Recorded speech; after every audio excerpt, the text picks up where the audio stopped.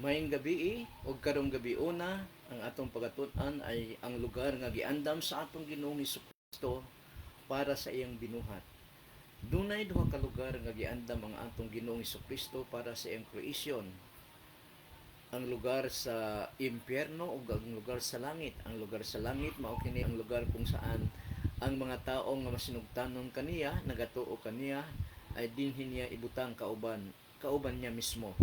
O ang lugar sa impyerno mao kining lugar nga kung saan gibuhat niya para ang mga tao o originally dili kini wala kini niya gibuhat para sa mga tao kundi para sa ni Satanas nga nagrebelde kaniya og sa iyang mga anghel nga mao ang mga demonyo.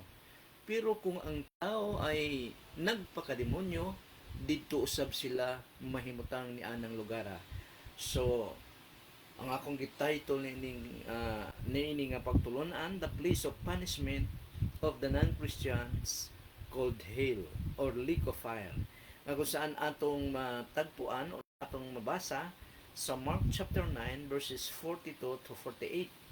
So, tan-aw nato karon ang usa ka lugar nga kung saan kini ay para sa punishment, lugar sa punishment sa mga demonyo o sa kay Satanas o sa iyang mga demonyo o sa mga tao usab nga nagpaka demonyo. Ibig sabihin, kining mga tawhana wala mo pasakop sa atong Ginoong Hesukristo. So, uh,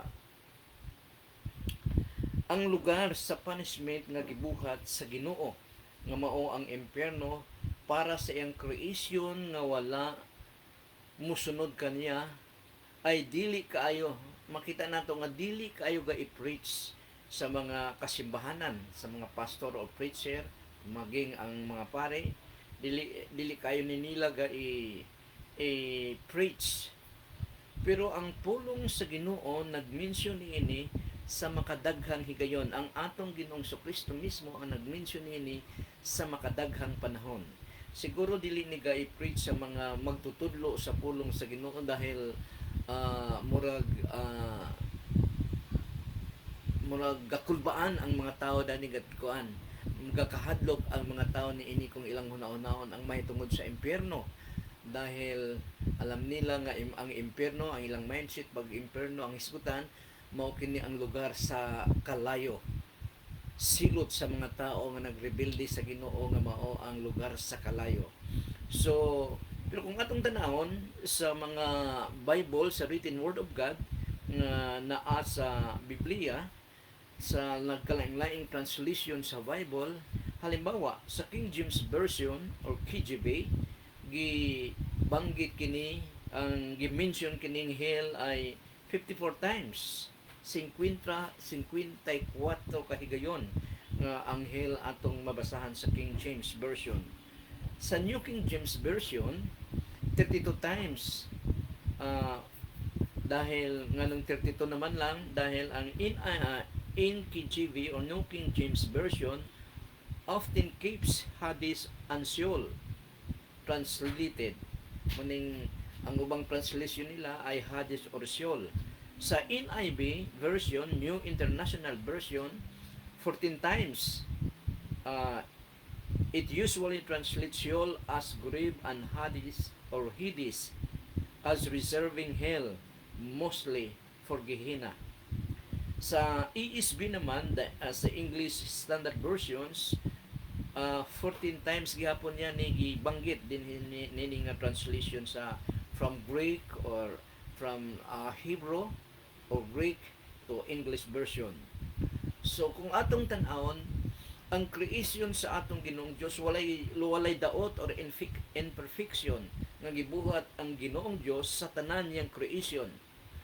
Nahitabo lamang ang imperfect or daot nga binuhat or buhat sa dihang gihatagan niyang freedom ang mga angels ug ang tao sa ilang kaugalingon. Nga doon na sila pagpipili, doon na sila free will nga makapili sila sa maayo ug sa daotan. Atong pakatandaan nung gi-create, sige ihatag ta mo na ang example ini nga walay gibuhat ang atong Ginoong Dios nga bati perfect in beauty, perfection gyud, perfect gyud ang iyang mga gibuhat.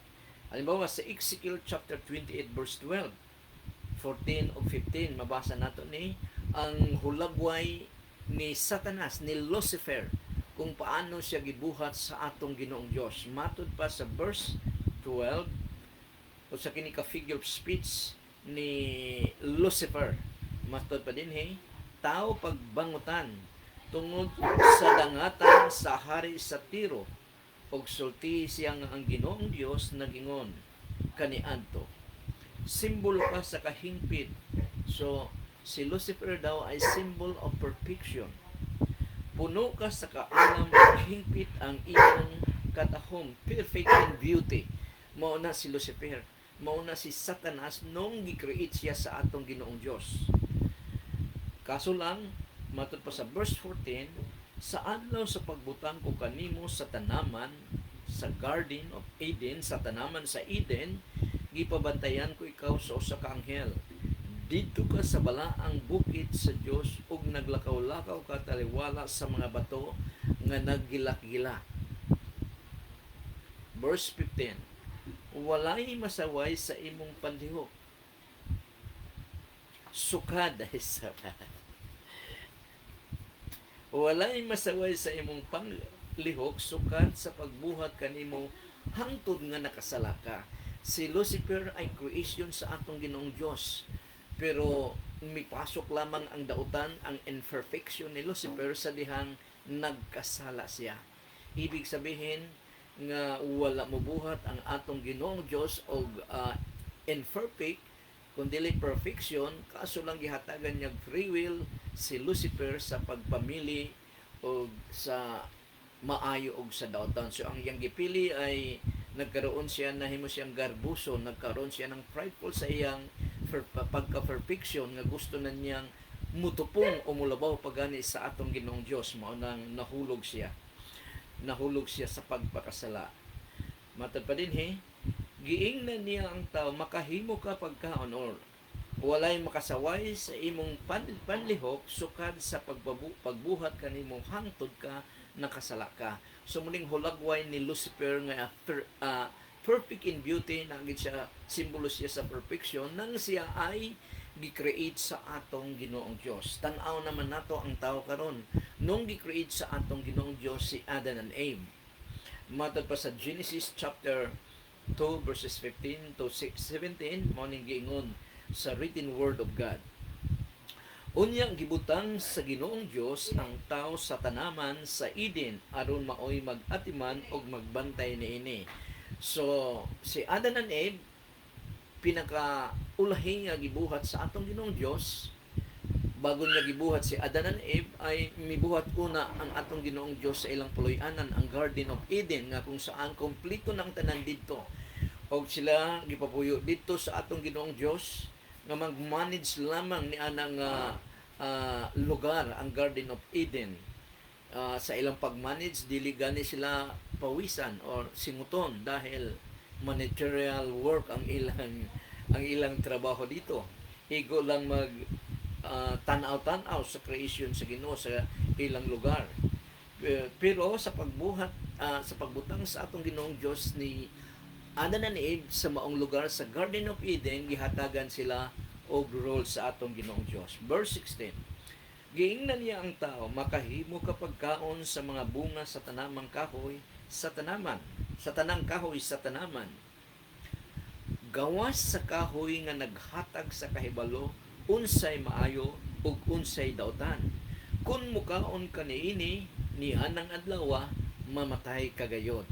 So patsada kayo ang ilang lugar nga gihatag sa atong Ginoong Dios, doon na ramay rules, doon na ramay gi-warning, balaod nga gihatag ang atong Ginoong Dios kay Adam and Eve, nga dili nila pwedeng hilabtan kaunon ang bunga sa usa ka kahoy ni anang diha sa tiliwala sa garden, dahil sa panahon daw nga kan-on nila kini ay mamatay gayud sila.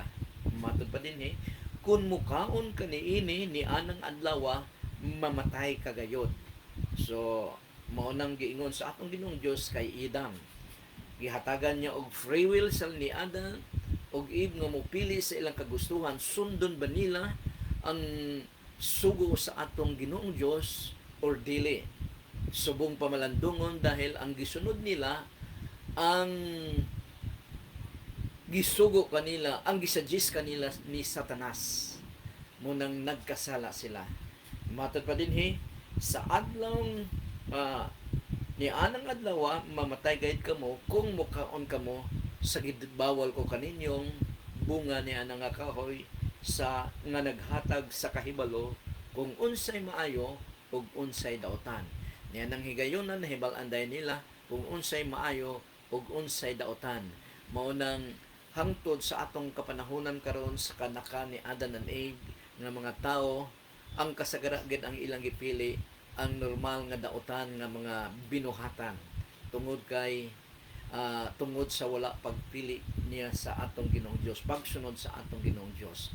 Mao nang hinungdan nga atong Ginoong Hesukristo nagpakatao para matod pa din nga ni anang adlaw mamatay gayud kayo kamo ni anang panahon sa man nilang pagkaon sa gibawal sa atong Ginoong Dios nga bunga sa kahoy nga gibawal sa atong Ginoong Dios, namatay dayon sila.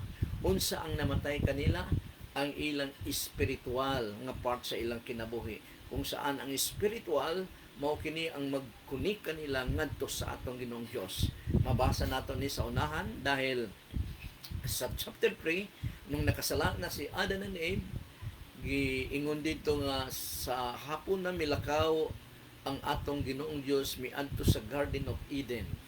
Tapos milakaw daw siya na nabati daw ni Adam and Eve ang lakaw, ang tunog sa atong Ginoong Dios dahil alam na nila personally ang atong Ginoong Dios kung unsa ang mga basta alam na nila ang atong Ginoong Dios. Kaso lang nung makasala na sila, nagpalayo na sila sa atong Ginoong Dios. Muna hinungdan nga namatay ang ilang spiritual nga part sa ilang pagkatao. Mao ka nang hinungdan, matod ko pa kanina, mao nang hinungdan nga ang atong Ginoong Kristo nagpakatao kagaya kanato para kinsaman ang mutuo kaniya. Kinsaman ang mutuo kaniya ay ma-restore ang patay niyang espiritu nga magkunik sa atong Ginoong Dios manang gitawag nga ma-born again siya. Mabasa nato na sa John chapter 3. Ang John chapter 3 ng The Gospel of John mauna ang chapter sa born again o mauna ang chapter sa pagtuo. Mauna nga ang pangutana dayon, unsa ba kining impyerno nga lugar? Dinhi ilabay ang mga masupakon sa atong Ginoong Dios. Number 1, ang lugar nga impyerno, lugar kini nga puno sa kalayo. Mo na ang mindset yun sa matag tao kung impyerno na ang hisgutan. Muni ang gikahadlukan sa mga tao nga kung mamatay sila tapos dili sila Diyos noon, maadto niya sila sa impyerno nga grabe ang kasakitan dito nga sunugon gayud sila dito, litsunon gayud siya dito. Muna nga matud pa sa Matthew chapter 5 verse 22, muning gingon sa Matthew chapter 5 verse 22 sa atong Ginoong Kristo. Apan karon sultihan ko kamo nga ang masuko sa iyang isig ka tawo dadon ngadto sa maghuhukom ug ang maghingalag kuwanggol sa iyang isig ka tawo manubag niini ngadto sa labawng hukmanan. So ang mutawag daw nga kuwanggol sa iyang isig ka tawo manubag ug dadon sa labawng hukmanan. So unsa maning kuwanggol? Murag paryente ni sa buang ang kuwanggol. Matod pa sa nadungog ko sa una nga ang kuwanggol mao ning tawo nga kuwang sa gol, walay gol sa kinabuhi. So ang tawag kaniya ay kuwanggol, kulang sa gol. Ang kuwanggol matod pa dinhi nga apan karon sultihan ko kamo nga ang masuko sa iyong isikatawo dadon ngadto sa maghuhukom og ang maghingalag kuwanggol sa iyang isikatawo manubag niini ngadto sa labang hukmanan ug bisan kinsa nga moingon nga buang ang iyang isig katawo malagmit nga mahiagom sa kalayo sa impyerno.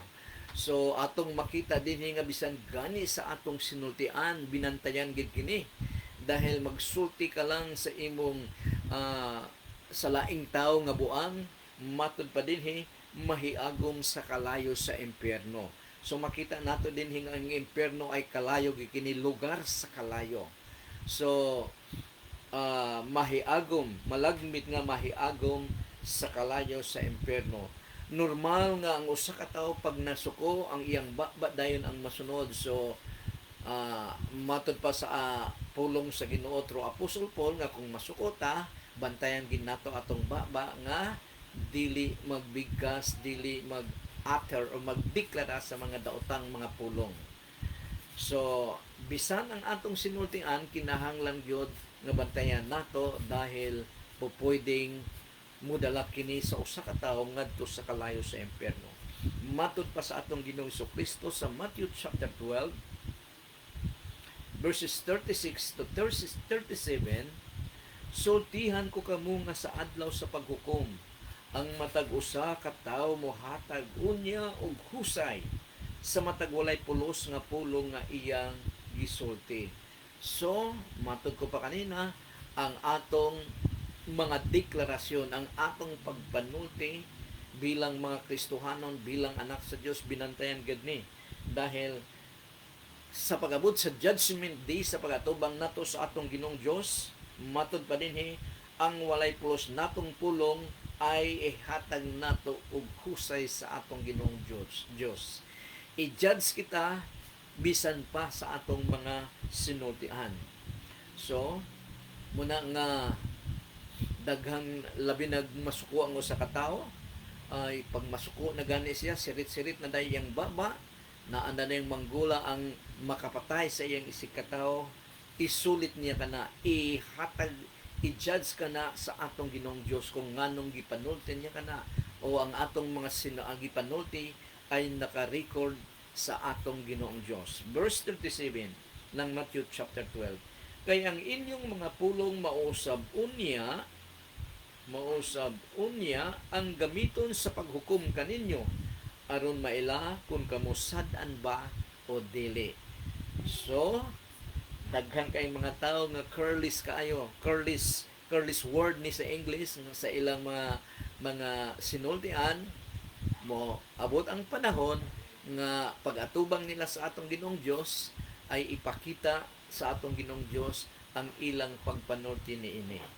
Sa Lucas chapter 16 verse 24 makita usab nato dinhi ang hulagway sa impyerno. Matud pa dinhi Lucas 16:24, busa misinggit ang adunahan kang Abraham, hulagway kini sa giistorya sa atong Ginoong Kristo kang Lazarus and the rich man o ang si Lazarus ug ang sapian nga tawo kung saan ang sapian nga tawo ay walay pakialam sa iyang mga silingan sa dahil siya ay sapian kaya niyang mutabang sa mga tao nga nanginahanglan og panabang dahil kaya man niyang tabangan pero wala siya pakialam. Nagpista daw kini adlaw-adlaw, luxurious ang iyang kinabuhi.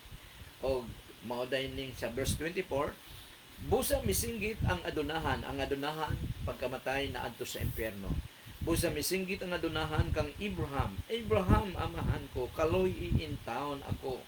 Suguha si Lazaro nga ituslob sa tubig ang iyang tudlo ug patuluan ang akong dila aron mabugnawan kay hilabihan gayud ang akong pag-antos sa kainit niining kalayo. So matud ko pa kanina unsa ba ang lugar nga impyerno? Kini ay puno sa kalayo. Matud ba dinhi mainit nga kalayo. Daghang nagtuo nga ang kamatayon ay katapusan na sa kinabuhi, dili mauna ang gingon sa Biblia. Miingon ang Biblia nga ang usa ka tawo mintras buhi pa paghandaan nato ang ikaduhang kinabuhi dahil kung mamatay ang usa ka tawo moabot ang adlaw nga pagabanhawon siya. Kung siya ay nagasunod sa atong Ginoong Dios dahil mituo siya sa atong Ginoong Kristo, na ay lugar nga giandam sa atong Ginoong Dios nga mao ang langit, tagaan siya glorified body lawas nga dili na madunot, wala na'y kamatayon, ang tawag niya na ay glorified body. O pagadalon siya sa atong Ginoong Dios ngadto sa langit kauban niya. Ngunit ang mga tao nga naga-reject sa pagtulunan sa atong Ginoong Kristo, sa lang nag-reject niya ang atong Ginoong Kristo, who is the source ni anang ang pagtulunan, ay naay giandam gihapon atong Ginoong Dios nga lugar nga mao ang impyerno, para silutan siya sa wala niya pagpakabana sa iyang kinabuhi nga gipahulam sa atong Ginoong Dios, para unta kini magamit nga channel of blessings to others, nga mahimong tulay sa panalangin ngadto sa uban, para ang uban nga nahimong nahatagan niya og panalangin ay makapasalamat sa atong Ginoong Dios. Mag-glorify nila ang atong Ginoong Dios.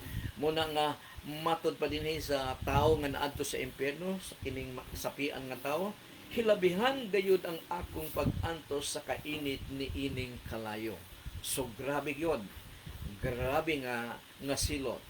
Sa Mark chapter 9 verses 43 to 44, mao gihapon mo ni atong gibasa kanina, mahitungod sa impyerno, matod pa dinhi, kung ang imong kamot mahimong hinungdan sa imong pagbiya kanako, ang nagsulti nini ang atong Ginoong Kristo, pagbiya kaniya, pagbiya sa iyang pagtuo sa atong Ginoong Kristo, pagtulunan sa atong Ginoong Kristo, nag-backslide siya.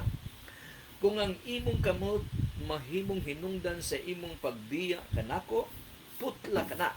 So, dili ni sa literal, pero grabe ni nga message sa atong Ginoong Kristo nga ang message dani nga ang part sa atong langwas dili gid nato ipagamit sa yawa, dili gid nato ipagamit sa daotan binuhatan na nagkus nga mahimulag kita sa atong Ginoong Kristo. Verse 44, mas maayo pa nga usalan ang imong kamot apan may kinabuhi ka nga walay katapusan, eternal life, kaysa duha ang imong kamot apan mahiadto ka sa impyerno, ang kalayo dito dili gayud mapalong. So makita nato dinhi unsa ang impyerno, mao ang lugar sa nga puno sa kalayo. Matod pa dinhi sa atong Ginoong Kristo, mao kini ang lugar nga ang kalayo dili gayud mapalong. So kung masunog lang kita sa kandila, sigarilyo mapaso lang, sakit na manggani kayo, unsa pa ka ang litsonon kita dito nga dili mamatay, kay daw na kita'y glory, unsa pa ka ang tao nga litsunon dito nga dili siya mamatay, kay doon na siya gihatagan siya glorified body, para masulayan niya ang silot sa atong Ginoong Dios. Atong makita ang atong Ginoong Dios ay Dios sa gugma, pero Dios usab siya sa pag silot, dahil wala mo sunod kaniya.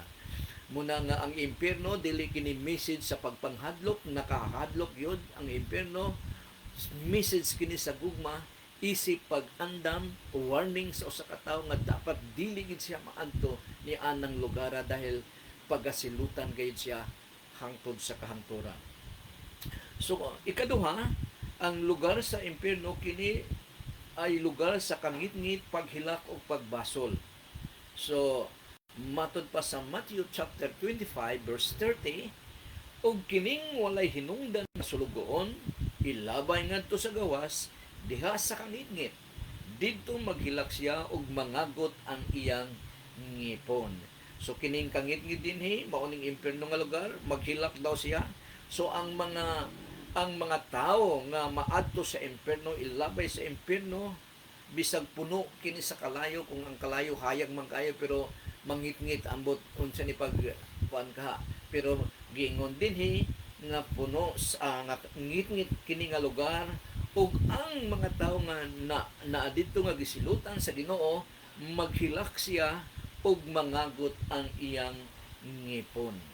So kining ang context niini ay mauni ang tulo ka sulugoon nga gihatagan og gifts sa atong Ginoong Dios, nga ang duha ka sulugoon ay gigamit nila ang ilang gifts para ang naghatag ng atong Ginoong Dios ay mahimaya sa ilang mga gifts. O kwarta ang gihatag dito, giingon mo na ibig sabihin nga ang gihatag nga unsa mang gihatag sa ato ay gamiton gayud nato para dili lamang sa atong kagalingon, dili mo stop sa atong kagalingon, kung dili mahimong channel of blessings kita sa Ginoo ngadto sa uban para makapasalamat sila sa Ginoo. O kining usa niini ang duha misunod gigamit nila ang ilang gifts, pero ang isa ay wala niya gamita mo nang ang deklarasyon dayon sa Ginoo ilabay ngadto sa gawas diha sa kangitngit dito maghilak siya og magkagot ang iyang ngipon. Ngit-ngit kini nga lugar bisag puno sa kalayo o grabe nga pagbasol sa mga tawo nga gilabay dinhi sa Ginoo. Ang pagkagot sa ilang mga ngipon ay hulagway sa grabe nga pagbasol sa dihang mahinumduman nila, ang pagmaymay kanila sa ilang mga higala o paryente samtang ania pa sila sa kalibutan. Gimaymayan gid sila, giwarningan sila ining mga tawhana nga duol gid sa Ginoo, dili mo bulag, sundong gid ang pagtulunan sa Ginoo, pero mas patsada sa kanila ang kalibutanong mga butang na kontrary sa atong Ginoong Dios, basta supak sa kabubuton sa atong Ginoong Dios nga mahibal-an nato diha sa iyang written word sa Bible, kini ay kalibutanon nga butang. So ang kalibutan ay grabe ang impluwensya sa kalibutan. Muna nga nag-ingon ang atong Ginoong Hesukristo nga ang dalan paingon sa kalaglagan luag kaayo, walay mobuot kanimo, pero ang dalan paingon sa kinabuhi ay masigpi nga dalan, og pipila lamang ang nakasubay niini. Maunang daghan kay mga tawo nga sila ang hari sa ilang kinabuhi. Ang usa ka tawo nga nagsunod sa atong Ginoong Hesukristo ay dili siya ang hari sa iyang kinabuhi, dahil matud pa sa atong Ginoong Hesukristo, if you want to be my disciple, deny yourself. So ibig sabihin nga dili masunod ang atong kaugalingon kung dili ang atong pagasundon ang gusto sa atong Ginoo nga mao ang atong Ginoong Hesukristo. Mao nang hinungdan nga para mahibal-an nato ang kabubuton sa atong Ginoong Hesukristo, para masunod nato kini, basahon gid nato ang iyang pulong, ang iyang written word nga naa sa Biblia. So mao na nga mangagot yun ang ilang ngipon, dahil sa impyerno, according sa hulagway sa Lazarus and the rich man, ang napunta sa impyerno ay nakita niya si Lazarus ngadto sa langit nga kauban ni Abraham sa usa ka celebration, samtang ang atoa sa langit si Lazaro dili niya makita ang naa sa impyerno. Mao kanang ang kalipay nga matagamtaman sa mga tao nga adto sa langit ay dili gid mabawasan, dahil dili nila makita ang ilang amigo baka amiga, ilang mga kamag-anak baka nga na impyerno, dahil wala mo sunod sa Ginoo. Muna nga unsa ba ang lugar sa nga kining impyerno nga giandam sa atong Ginoong Dios sa mga tao nga ayaw mo sunod kaniya? Lugar kini sa grabe kaayo nga pag-antos. Mag-antos gayud dahil gibuhat kini sa atong Ginoong Dios as punishment to those people nga wala nagasunod kaniya. Na ay mga pagtuo sa ubang reliyon nga pag namatay ang usa ka tawo ay makagawas-gawas pa sa, makalakaw-lakaw pa ang iyang kalag, makaadto pa sa kaisano, makaadto pa sa ising, magsuroy-suroy pa, baka kana nga pagtuo dahil sa mamatay ang usa ka tawo doon na giandam dahil ang Ginoong Dios nga kung asa siya didto ra gid siya og dili siya makagawas ni anang lugara. Lugar kini sa grabe kaayo nga pag-antos, dahil kung ang usa ka tawo ang iyang kalag ay makagawas-gawas pa, walay hinungdan ang impyerno nga gibuhat sa Ginoo, dahil dili niya maparusahan ang mga tao nga wala mosunod kaniya. Matud pa sa Lucas chapter 16 verse 22 to 24, sa kaulahian karugtong ni sa katong Lazarus and the rich man. Sa kaulahian namatay si Lazaro o gidala siya sa mga anghel dito sa tapad ni Abraham. So namatay si Lazaro og doon na dayoy mga anghel nga nagdala kaniya sa iyang espiritu o kalagbaka ngadto sa langit, diin dunay kumbira kay Abraham. Samtang ang adunahan o ang rich man, ang adunahan namatay usab og gilubong. So sa pagkamatay siguro nining sapian nga tao ay grabe na mga hagard siguro paingon sa sementeryo, grabe na mga banda, pero gipakita din nga namatay ang mayaman nga walay pakialam sa Ginoo, gilubong dayon siya. Verse 23. Samtang nag-anto siya pag-ayo didto sa impierno, so unsa iyang kahimtang sa impierno, nag-anto siya pag-ayo. Nakita niya sa layo si Abraham ug didto sa iyang tapad si Lazaro. Busa misinggit ang adunahan kang Abraham. Unsa gisinggit sa adunahan sa rich man kay Abraham? Mao ni ang gisinggit. Abraham, amahan ko, kaluy iintaon ako. Suguwa si Lazaro nga ituslob sa tubig ang iyang tudlo ug patuluan ang akong dila aron mabugnawan. Kay hilabihan gayud ang akong pag-antos sa kainit ni ining kalayo. So makita nato nga ang impierno ay lugar sa mga grabe nga pag-antos. Samtang niya pa si Lazarus o ang mayaman sa kalibutan, si Lazarus ay walay makaon. Gibutang siya sa gate sa sapian, sa balay sa sapian para bisag mumho na lang daw sa pagkaon sa lamisa sa sapian ay basig matagan siya o makakaon siya. Samtang ang sapian giingon didto nga adlaw-adlaw nagpiesta sa mga lami nga pagkaon, pero dunay tao sa iyang gate nga walay makaon, di man lang niya matagan. Munang pagkamatay niya, impierno gayud siya.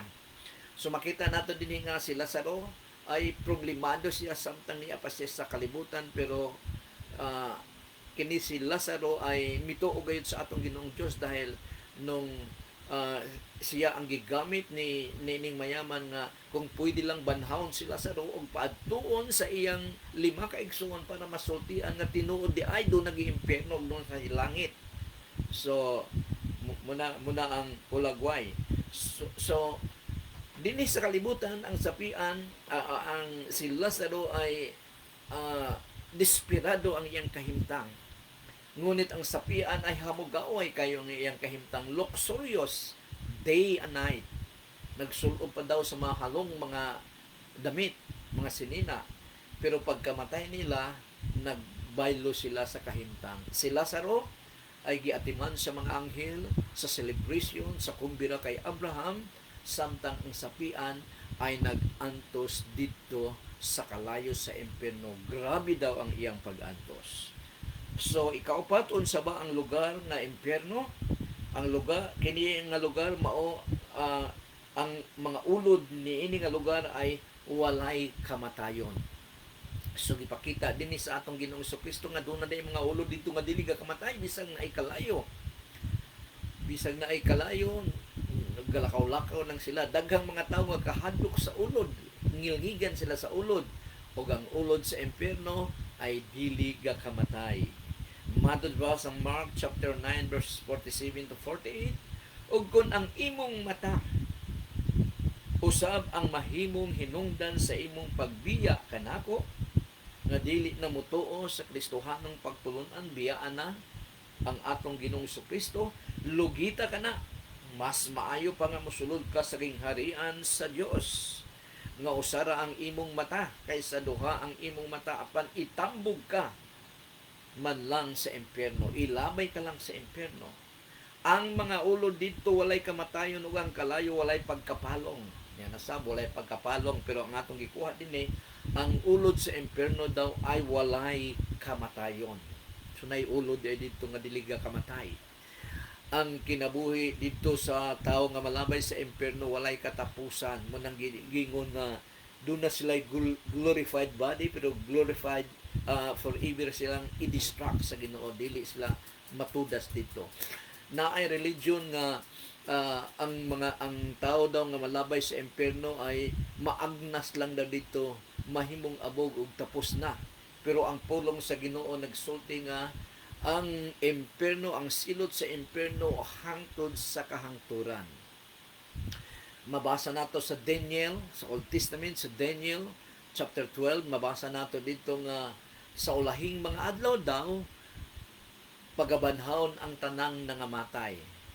Ang uban ay tagaan og glorified body ngadto sa kinabuhing walay katapusan, kauban ang Ginoo, ug ang uban naman ay hatagan og glorified body ngadto sa kaparusahan.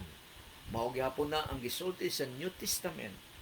So, kinsa ba ang malabay sa impyerno? Kinsa ang tao nga maadto sa impyerno, ilabay sa atong Ginoong Dios ngadto sa impyerno? Ang mga tao nga wala motuo sa atong Ginoong Hesukristo. So kining mga tawhan nga walay pakialam sa atong Ginoong Hesukristo, ang ilang gihunahuna ang ila lamang kaugalingon nga wala sila motuo sa atong Ginoong Hesukristo. Ang pagtuo sa atong Ginoong Hesukristo, ang kasunod ni ana nagasunod na sa iyang kabubuton. Kung unsa ang gusto sa atong Ginoong Hesukristo, dahil mituo siya kaniya, ginasunod, submissive siya sa atong Ginoong Hesukristo through His written word.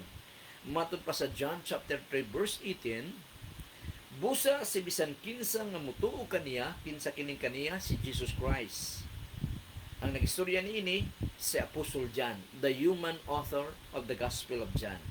Busa si bisan kinsa nga mutuo kaniya, dili pagahukman sa silot. Unsa ni nga silot? Sa kalayo sa impyerno. Apan si bisan kinsa nga wala mutuo kaniya, nahukman na tungod kay wala siya mutuo sa bugtong anak sa Dios. So ibig sabihin bisag buhi pa siya, dahil wala siya mutuo sa atong Ginoong Hesukristo, gihukman na siya. Ay sa pagkay naglubat na ang akong laptop.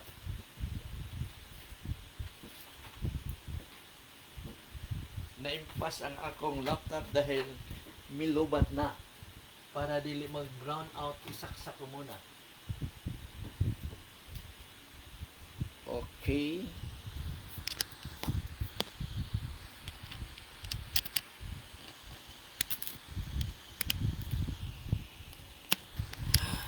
Ay.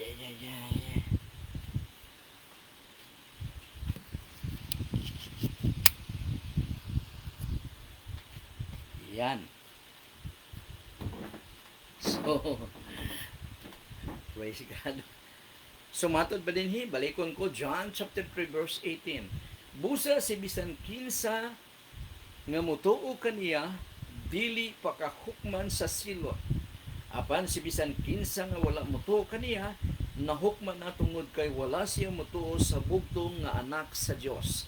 Matod ko pa kanina, bisag buhi pa siya, ang atsa sa Ginoo ay nakaambang na sa iyang ulo. Manang giingon ni John the Baptist nga kinsay nagdala kaninyo para mo nga ang atsa daw sa Ginoo ay nakaambang na kanila. Buhi pa siya dahil wala siya mutuo sa atong Ginoong Hesukristo, diretso na siya sa judgment. Matod ko pa sa una nga kung muatubang kita sa Ginoong Dios, unsa may atong pilion, judgment ba? Judge ba ang atong Ginoong Diyos kanato, or siya ba ay ang atong amahan? Kung amahan nato siya, dili kita makatilaw og judgment sa Ginoo. Ngunit kung judge siya, ay i-judge kita, i-judge kita mo sa katao ngadto sa kalayo sa impyerno. Sa verse 36 ng John chapter 3 muning giingon, ang mutuo sa anak sa Dios may kinabuhi nga walay katapusan. So mutuo.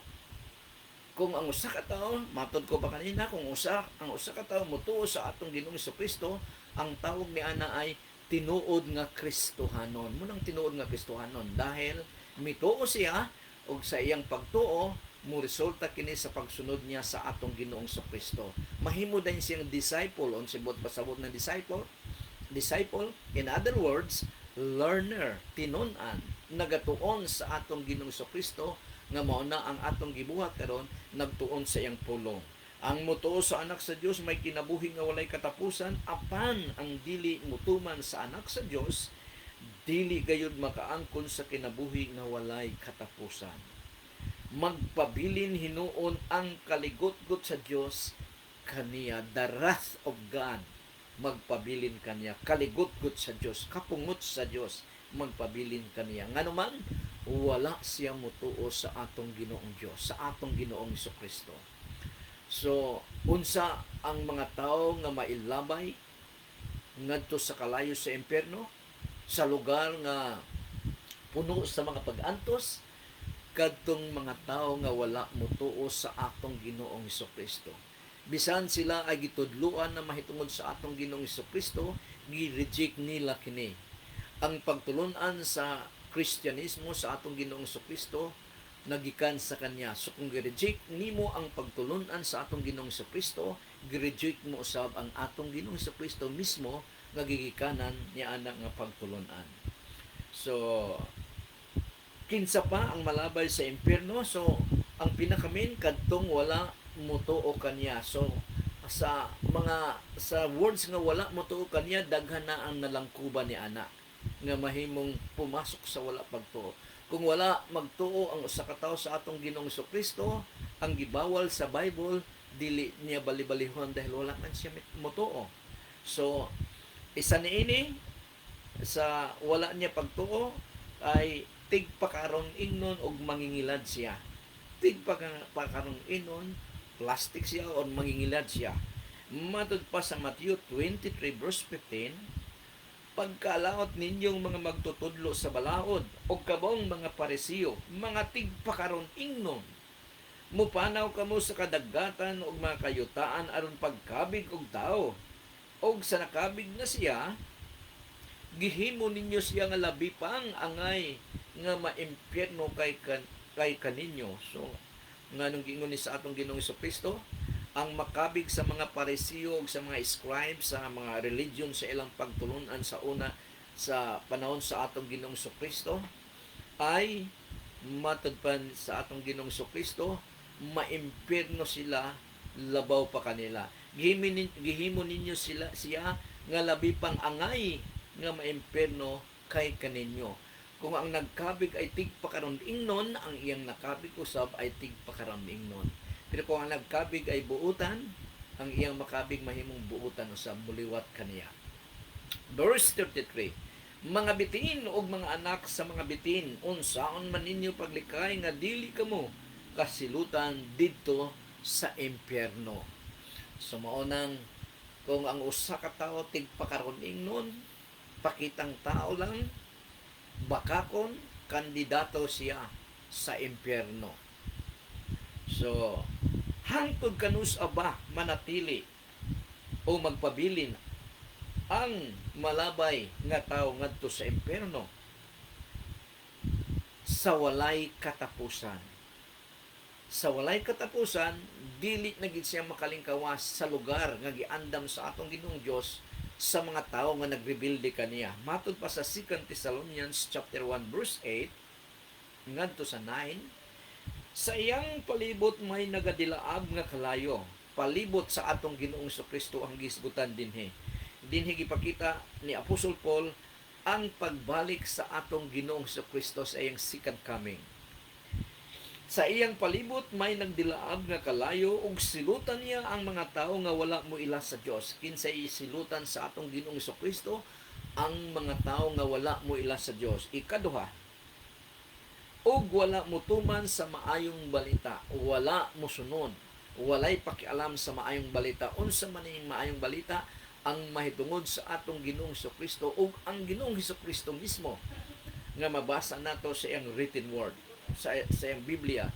Matod pa dinhi, ug silutan, kinsay mo silot ang atong Ginoong Kristo, ug silutan niya ang mga tawo nga wala mo ila sa Dios ug wala mo tuman sa maayong balita mahitungod sa atong Ginoong Hesus. Silutan sila sa walay katapusan, kalaglagan, punishment, walay katapusan dito sa kalayo sa impierno. Og mahimulag sila sa Ginoo, dili kayon nila makita ang iyang kahibulungang gahom. So kining mahimulag sa Ginoo, grabe ni. Dahil ang Ginoo ay kahayag sa impierno mo nang giingon sa atong Ginoong Kristo, ganina sa atong nabasa, kangit-ngit. Kung ang Ginoo kahayag sa impierno ay kangit-ngit. Kung ang Ginoo puno sa grasya sa impierno walay grasya. Kung ang Ginoo puno sa kaluoy sa impierno ay walay kaluoy.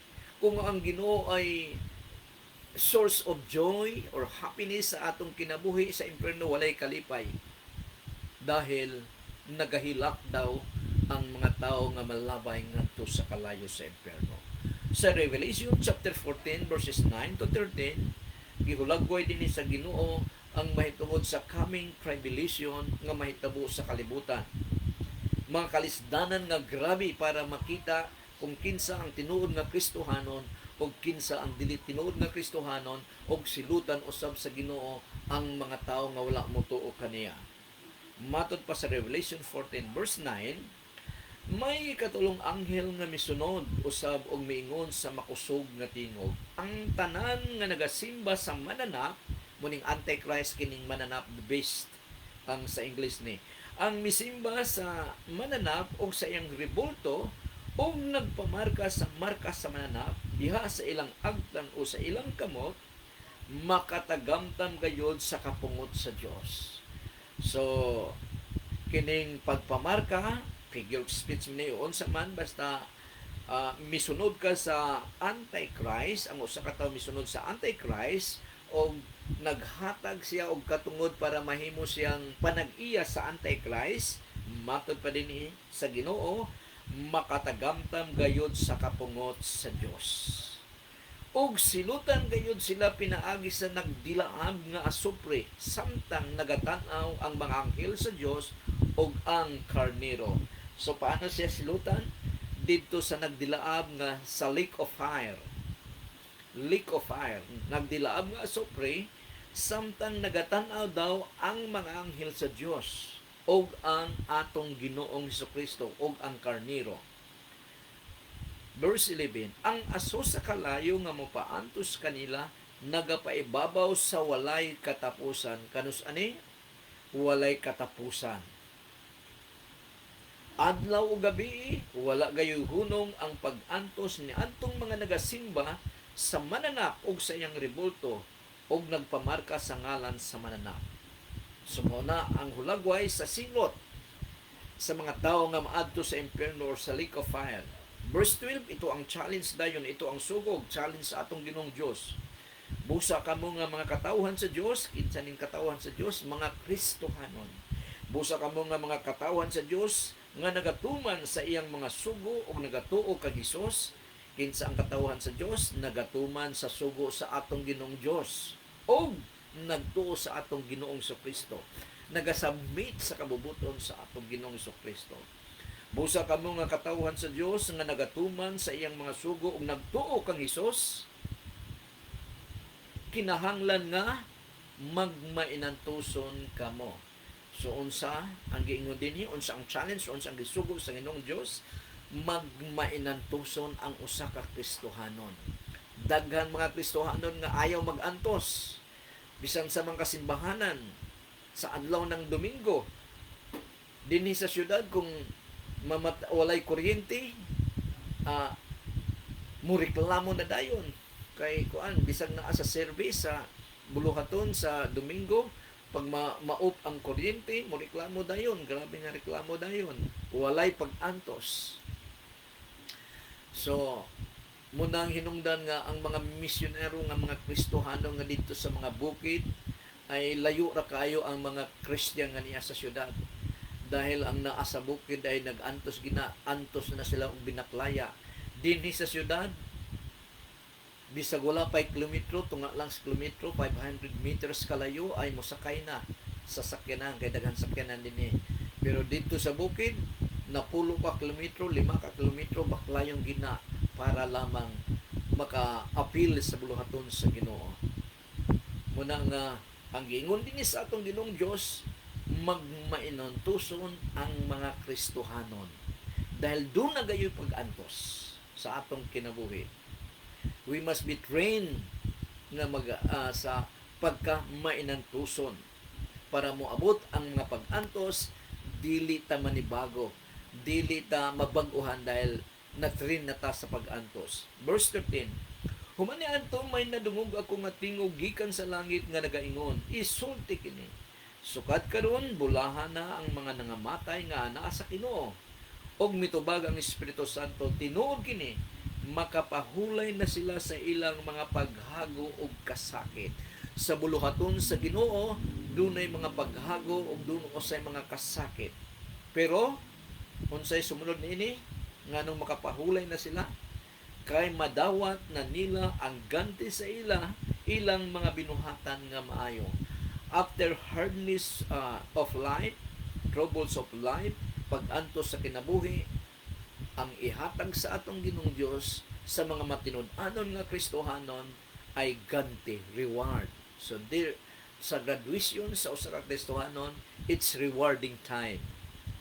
Muna nga, ang i-challenge sa Ginoo, gisugo sa Ginoo, magmainantuson ang tinuod nga Kristohanon. Dili bagulbulan, daghang mga Kristohanon nga bagulbulan. Matud pa sa atong Ginong matud pa ni Apostol Paul, bawal ang Kristohanong bagulbulan. Dapat mainantuson siya kagaya sa atong Ginoong Hesukristo. Kung paanong nag-antos ang atong Ginoong Hesukristo kanato, dapat usab ang mga Kristohanon mag-antos para sa kamayaan sa atong Ginoong Hesukristo. Ang challenge sa Ginoo in connection sa persecution, kalisdanan ug sa kinabuhing dayon, magmainantuson. Dili kita mahadlok ni ining mga butang nga mag-antos man kita unsa man dahil merong gingon ang atong Ginoong Hesukristo sa bawat Kristohanon. Matod pa niya sa Matthew chapter 10 verse 28, ayaw ka mo kahadlok ni antong mupatay sa lawas apan dili makapatay sa kalag. Kahadloki hinuon ninyo ang Dios nga makalaglag or makapatay sa lawas ug sa kalag dito sa impyerno. Muna nga, dili kita mahadlok kung doon na may persecution, doon na may mga problema, doon na may mga tao nga mag-persecute kanato. Matod pa sa Ginoo, ayaw na sila kahadloki dahil ang ilang mapatay ko tobra sa physical. Pero ang spiritual, dili nila kining kayang mabuhat. Ang kahadloki, hinuon ang atong Ginoong Diyos na Gyud nga makapatay o makalaglag sa lawas o sa kalag dito sa impyerno. Mao kini ang hulagway sa lugar nga giandam sa atong Ginoong Dios sa mga tao nga nagrebelde, mahisupakon sa kanya ang impyerno nga puno sa kalayo, lugar sa kalayo, lugar nga puno sa kalayo, lugar sa grabe nga pag-antos kung saan bisag ang mga ulo dito ay walay kamatayon. Grabe nga pag-antos. Ang impyerno ay makahadlok pero message kini sa gugma, isip warning sa atong Ginoong Dios ngadto sa iyang creation nga mga tao. Gihatagan kita pagpili ang mga tao nga maantos sa impyerno tungod sa ilang pagpili niini. Dahil ang impyerno ay gibuhat sa atong Ginoong Dios dili para sa tao kung dili para ni Satanas ug sa iyang mga angels daw nga mao ang mga demonyo. Pero kung ang usa ka tao nagmasinupakon sa atong Ginoong Dios, gustong magpakademonyo gayod, didto gayod siya sa impyerno. Ug hangtod sa kahangturan makatilaw siya sa kaligot-got o kapungot sa atong Ginoong Dios dahil gihatagan siya og kinabuhi, pero ang kinabuhi nga gihatag kaniya ay kinabuhi niya para sa iyang kaugalingon lamang o wala niya gamita kini para ang naghatag niya ng kinabuhi ay mahimaya sa iyang kinabuhi. Mag-glorify, mapasalamatan dahil gipagamit niya as a channel of blessings ang iyang kinabuhi ngadto sa uban para mapasalamatan, mahimaya ang Ginoo through him. So dinhi lang kita kutob sa tanan nga nagatan-aw niini, daghang kayong salamat sa inyong pagtan-aw ug sa makatan-aw pagyod dahil kung i-erase man kini sa Facebook after 1 month, nakarika na kini sa atong personal channel sa YouTube. Sa akong personal channel, Edwin Makahilos, just click kung tan-aw ninyo kini, matun-an ninyo kini, padayon pa sa ngadto sa YouTube. Og daghang kayong salamat sa nagatan-aw. The Lord bless you and keep you. The Lord make His face shine upon you and be gracious to you. The Lord lift up His countenance upon you and give you peace. O ang tanang mga anak sa Diyos magaingong. Amen. Amen and amen. Mayong gabi sa tanan. Sa akong mga silingan, sa akong ka-churchmate, sa simbahan sa Burning Bush Christian Fellowship, dinhi sa Cagayan de Oro, Misamis Oriental, ngadto sa National Manila o sa international, sa nagkalaing-laing nasod, saan man kayo naroroon, may God bless you according to what you have done or according to your needs and according to your faithfulness sa atong Ginoong Diyos, sa atong Ginoong Kristo. Salamat o may gabi sa tanan. Bye-bye.